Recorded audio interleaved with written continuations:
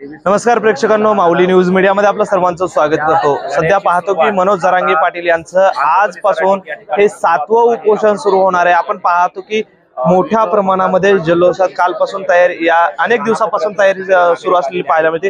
हेच ते स्टेज आहे ज्या ठिकाणी मनोज दादा जरांगे पाटील उपोषणाला बसणार आहेत। यापाशी आपण पाहतो की कालपासूनच या ठिकाणी महाराष्ट्रभरातून मराठा समाजाचे काही बांधव आहेत ते या ठिकाणी उपस्थित होताना पाहायला मिळते। अनेक जण या ठिकाणी मनोज दादा यांच्या सोबतच उपोषण करताना सुद्धा पाहायला मिळणार आहे। नेमकं कोण उपोषण करणार हे सुद्धा पाहणं औचित्याचं ठरणार आहे।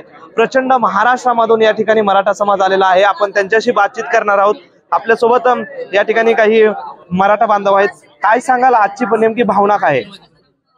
आजची भावना मराठा समाजाला आरक्षण हे भेटलंच पाहिजे, कारण मराठा आरक्षण 40 वर्षापासून मागे फेकल्या गेलेलं आहे आणि त्याची कुठेच प्रगती झालेली नाही।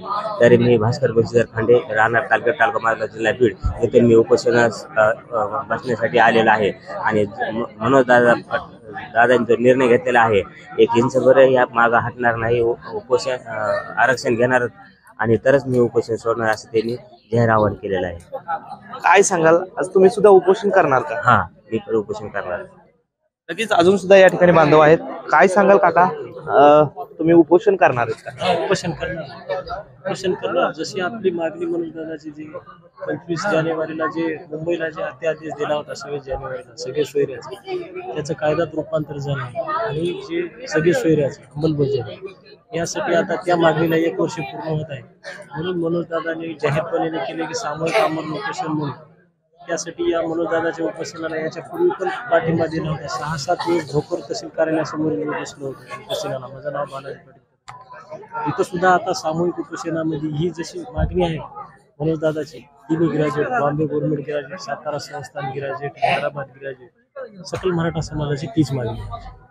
नक्कीच आज 1 वर्ष पूर्ण होते। वाशी या ठिकाणीच 25 जानेवारी रोजी आपण पोहोचलो। त्याच ठिकाणी सरकारने जसं म्हणता येईल कोपराला गुळ लावला, कारण की सखे सोयरे या जो काय अध्यादेश आहे त्याची अंमलबजावणी करू असं सुद्धा म्हटलं जात होतं।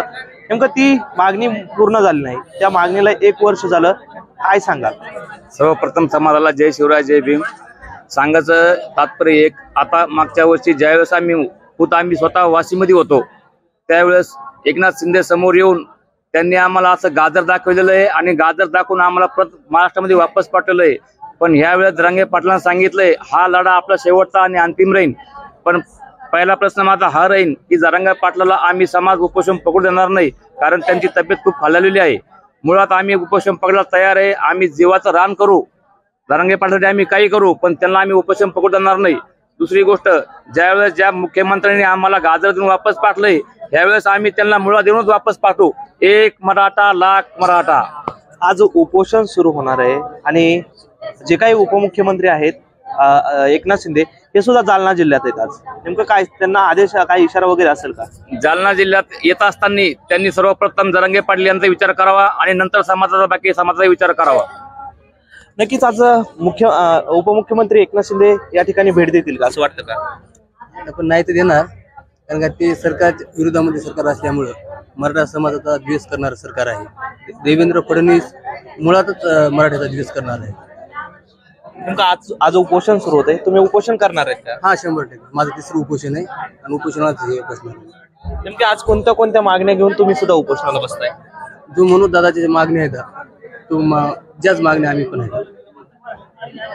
हैदराबाद गॅजेट, मुंबई गॅजेट आणि ओबीसी मधूनच मराठ्याला आरक्षण पाहिजे। नक्कीच या ठिकाणी पाहिलं की तर मराठा समाजातील काही बांधव आक्रमक होताना सुद्धा पाहायला मिळते। मोठ्या प्रमाणामध्ये या ठिकाणी उपोषणाची आहे ती तयारी करण्यात आलेली आहे। आपल्यासोबत महिला सुद्धा आहेत या ठिकाणी उपोषणासाठी बसणार आहेत, आपण त्यांच्याशी सुद्धा संवाद साधणार आहोत। काय सांगाल, नेमकं आज मनोज दादांचं उपोषणाचं हे 7वं उपोषण म्हटलं जात आहे, नेमकं काय मागण्या काय आहेत? काय उपोषणाला तुम्ही सुद्धा बसणार आहेत का? आमच्या पहिल्याच मागण्या आहेत आणि आज मनोज भाऊ उपोषणास बसतायत, आम्ही पण बसतोय। पण अंतकरणातून आमचा भाऊ शरीरानं कमकुवत झालाय, हे जर शासनाला पाहायचं असेल तर आम्ही साखळी उपोषण करू, किंवा आम्ही मुंबई गाठू किंवा दिल्ली गाठू, पण आता आमच्या मनोज भाऊंना जो त्रास होणार आहे तो जर होऊ द्यायचा नसेल तर फडणवीस साहेबांना माझी एक नम्र विनंती आहे की आम्हाला उपोषण करण्याची वेळ आणू नका. आणि उपोषण करून आम्ही आता आमचा भाऊ थकलेला आहे असंही नाहीये, तो बसतोय त्या लढ्याला, ते माझा जीव गेला तरी चालतो म्हणतात. आम्ही काल त्यांना बोललो मनोज भाऊ उपोषण नकोय, आपण आंदोलन करूयात, आपण खाऊन बसूयात.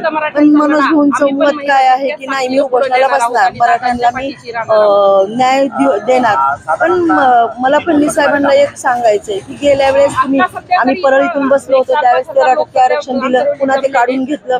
आताही तुम्ही 10% देताय, ते पण अजून अंमलात नाहीये. पुन्हा ईडब्ल्यूएस कॅन्सल करून टाकलेलं आहे. पाहतो की मनोज दादा सुद्धा उपोषणाला बसणार आहेत, परंतु त्यांचं शरीर आहे ते त्यांना साथ देताना पाहायला मिळत नाही, कारण की अनेक वेळा ते आजारी पडताना पाहायला मिळतात. नेमकं काय दादांनी उपोषण करायला पाहिजे का?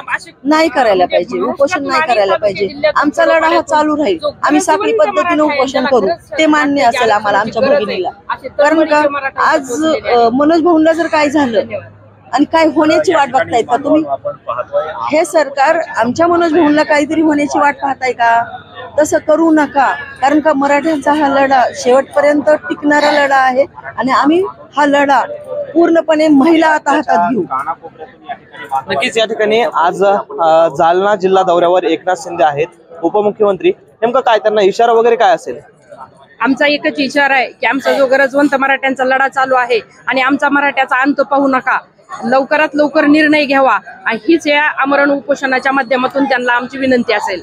नक्कीच काय सांगाल, ज्या ठिकाणी वाशीमध्ये ज्या मुख्यमंत्री होते एकनाथ शिंदे त्यांनी शब्द दिला आणि तेच आज जालना जिल्हा दौऱ्यावर, आणि एकीकडे आज मनोज दादांचं उपोषण सुरू होतंय, नेमकं काय इशारा वगैरे कसा असेल, काय असेल? इशारा तर आम्ही वाशीमध्येच दिलेला होता, पण एकनाथ शिंदे साहेब मुख्यमंत्री होते त्यावेळेस देवेंद्र फडणवीस काय म्हणत असं काय करतील ते एकनाथ शिंदे साहेब करतील, पण आता कोण आहे मुख्यमंत्री? देवेंद्र फडणवीस आहेत. त्यांनी आता गंमत बघू नये, मराठ्याची किंमत बघावी, किंमत.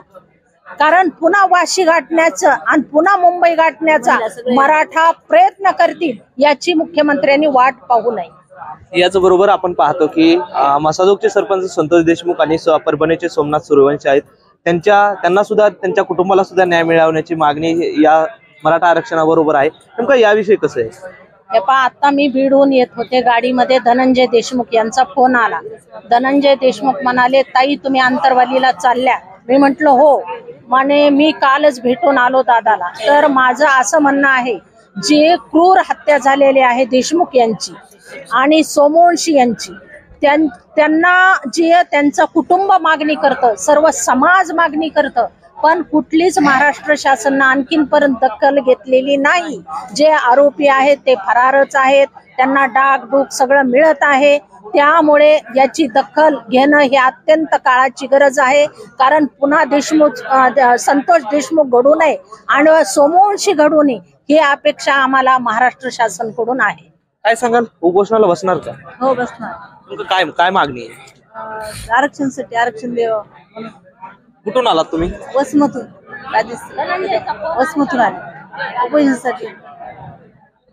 काय सांगाल, या अगोदर उपोषणामध्ये सहभागी झाला होतात का, पाठिंबा दिला होता का, आज सुद्धा तुम्ही उपोषणाला बसणार आहात का? होय, मी मीराताई डावकर. प्रथम सर्वांना जय जिजाऊ जय शिवराय.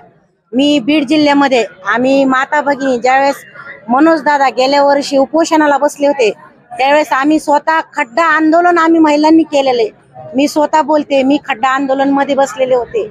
वरतून पाऊस येत होता त्यावेळेस आम्ही 4-5 जणी महिला 6 तास बसलेलो होतो. मग हा असा लढा आमचा 72च्या काळापासून चालू आहे. मग या सरकारने कधी दखल घ्यायची ह्याची, जेणेकरून गेल्या वर्षी आज वर्ष झालंय आरक्षण दिलंय आणि ते टिकलं नाही. शिवाजी महाराजांची शपथ खाऊन आरक्षण देतात हे मंत्री लोक. मग आम्ही हे म्हणजे कोणचं खरं धरायचंय? आता पण फडणवीस साहेब आहेत तर त्यांनी पण मराठा समाजाचा जेणेकरून तळतळीने विचार करावा आणि आम्हाला आरक्षण द्यावा. आम्ही एवढीच मागणी करतोय. जेणेकरून आज मनोजदादा जरांगे पाटील मराठा समाजासाठी एवढे रस्त्यावर उतरलेले, सर्वस्व त्यांनी अर्पण केलेलं आहे आणि त्यांनी स्वतःचं घरदार न पाहता त्यांनी मराठा समाजासाठी लढतेत, तर त्यासाठी मराठा समाज सर्व एकत्र झालेला आहे. आम्हाला आरक्षण आम्ही जातीपात कुठेही कधी करत नाहीत, केलेलाही नाही, पण आम्हाला आरक्षण मिळणं फार गरजेचं आहे. कारण ग्रामीण मध्ये बघा, तुम्ही शहरीमध्ये बघा, मुलं एका अर्ध्या मार्कावरून मुलं जात आहेत. त्यासाठी आम्हाला आरक्षण खूप गरजेचं आहे आणि ह्या सरकारने आता आरक्षण आम्हाला दिलंच पाहिजे आणि द्यायलाच पाहिजे. अपेक्षा आहे का तुमची हे सरकार देईल वाटतं का तुम्हाला? आता गेल्या वर्षी तर चॉकलेट दिलं, नादी लावलं. मग आता तेच सरकार आहे सत्तेत. आता सरकार सत्तेमध्ये आणखी नाही तेच आहे. मग त्या सरकारनं आम्हाला द्यायलाच पाहिजे. नाही दिलं तर आम्हाला मुंबईला यायची वेळ लावू नका. परत एकदा मुंबईला जाताल? परत आणखीन मुंबईला जायची आमची इच्छा आहे. मग नाहीच दिल्यानंतर रस्त्यावर आम्हाला सर्व माता भगिनी आम्ही उतरून आम्ही मुंबईला जायची तयारी आहे. नक्कीच या ठिकाणी पाहतो की प्रचंड पूर्ण महाराष्ट्रामधून या ठिकाणी महिला बांधव तसेच या ठिकाणी मराठा बांधव या ठिकाणी उपस्थित झाले आहेत आणि प्रत्येक जण उपोषण करण्याच्या तयारीत असताना सुद्धा पाहायला मिळतात आणि अतिशय प्रचंड आक्रमक होताना सुद्धा पाहायला मिळतात. कारण की परत एकदा मुंबईला जाण्याची वेळ आमच्यावर देऊ नये अशी सरकारने अशी सुद्धा या ठिकाणी महिलांनी विनंती केली. आणि आपण पाहतो की गेल्या वर्षीच म्हणजे 1 वर्षापूर्वी 25 जानेवारी 26 जानेवारी रोजी याच सरकारने म्हणजे शिंदे सरकारने शब्द दिला होता, आम्ही मराठा समाजाला आरक्षण देऊ, अध्यादेश काढला होता, परंतु त्या अध्यादेशाची अंमलबजावणी केली नाही. परंतु आपण पाहतो की आज परत त्याच मागणीसाठी मराठा योद्धा मनोजदादा जरांगे पाटील आणि संपूर्ण जो काही मराठा समाज आहे त्याच मागणीसाठी त्यांना उपोषणाची वेळ पुन्हा एकदा आलेली आपल्याला पाहायला मिळते. कारण की आपण पाहतो की या अगोदर मनोज जरांगे पाटील यांनी 6 उपोषण केले आणि हे 7वं उपोषण करण्याची मनोजदादा जरांगे पाटील यांच्यावर वेळ आलेली. आणि त्याचबरोबर मसाजोगचे सरपंच संतोष देशमुख आणि परभणीचे सोमनाथ सूर्यवंशी यांच्या कुटुंबाला न्याय मिळावा या मागण्यांसाठी आता मनोजदादा जरांगे पाटील हे 7व्यांदा उपोषण करताना आपल्याला पाहायला मिळत आहेत.